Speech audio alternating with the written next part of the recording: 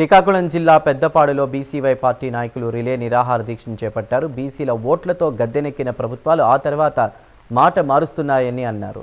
సత్వరమే బీసీల డిమాండ్లను నెరవేర్చాలన్నారు. బీసీ రక్షణ చట్టం, అమరావతిలో 44% రిజర్వేషన్లు, బీసీ కార్పొరేషన్లకు నిధులు వంటి డిమాండ్లను నెరవేర్చాలన్నారు. లేకపోతే బీసీవై అధ్యక్షుడు బోడే రామచంద్ర యాదవ్ ఈ నెల 11 నుంచి ఆమరణ నిరాహార దీక్షకు దిగుతున్నట్లు తెలిపారు.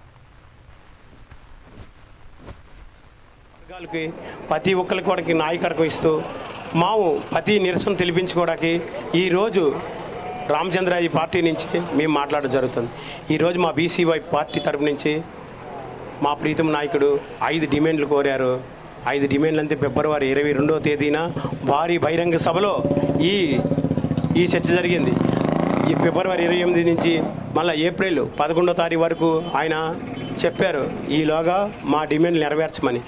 అప్పటి నుంచి కూడా ఇప్పటి వరకు కూడా ఈ ప్రతిపక్షం కానీ అపోజిషన్ పార్టీ కానీ ఇంతవరకు కూడా ఎవరు నోరు మెదపలేదు.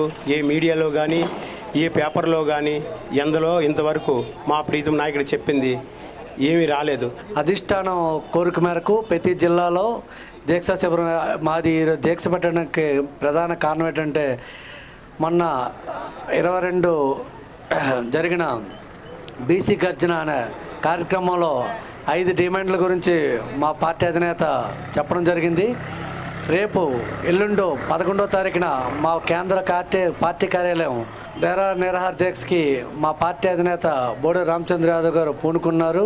ఆయన ప్రాణ త్యాగానికి కూడా వెనకాడకుండా దీక్ష చేయడానికి ముందుకొచ్చారు. బీసీల్లో ఎంతోమంది నాయకులు ఉన్నారు కానీ బీసీల గురించి పట్టించుకునే నాయకుడు ఎవరూ లేరు. ఒక్క రామచంద్ర యాదవ్ ఒక్కరే